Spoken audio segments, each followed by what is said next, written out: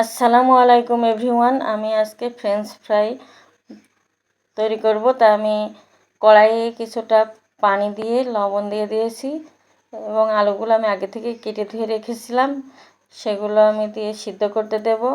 আমি 3 মিনিট পরিমাণ সিদ্ধ করে নেব।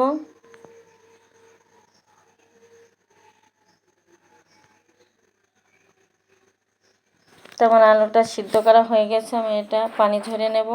তো আমি পানি ঝরিয়ে নিয়ে একটা বোলের ভিতরে রেখে দিয়েছিলাম ঠান্ডা হওয়ার জন্য। তো আমি এগুলো পানি থেকে উঠিয়ে এবার একটা শুকনা কাপড়ে দিয়ে নেব শুকানোর জন্য।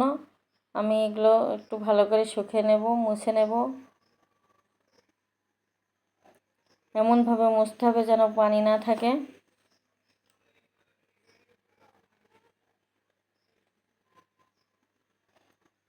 তো আমার এগুলো মোছা হয়ে গেছে। আমি একটা পাত্রে নিয়ে নিয়েছি এবং 2 চামচ পরিমাণ কর্নফ্লাওয়ার দিয়ে নিয়েছি। এবার এগুলো ভালো করে মিশিয়ে নেব।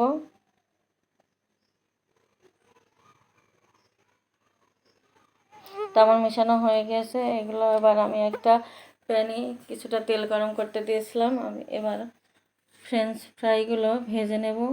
তা আপনারা আমার ভিডিওটা কে কোথা থেকে দেখছেন, আপনারা যদি ইউটিউব চ্যানেল থেকে দেখেন তাহলে আমাকে অবশ্যই সাবস্ক্রাইব করে দেবেন, আর ফেসবুক থেকে দেখলে অবশ্যই আমাকে ফলো দিয়ে পাশে থাকবেন।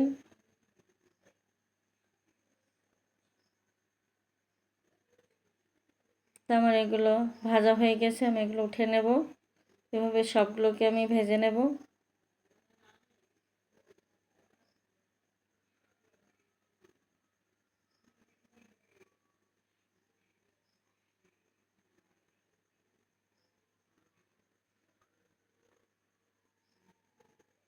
বাকিগুলো এভাবে আমি ভেজে নেব।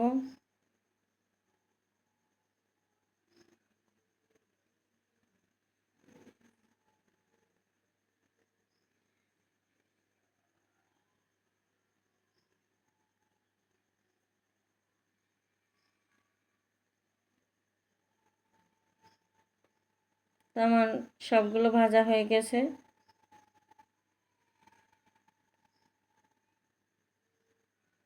আমি সবগুলোকে উঠে নেব।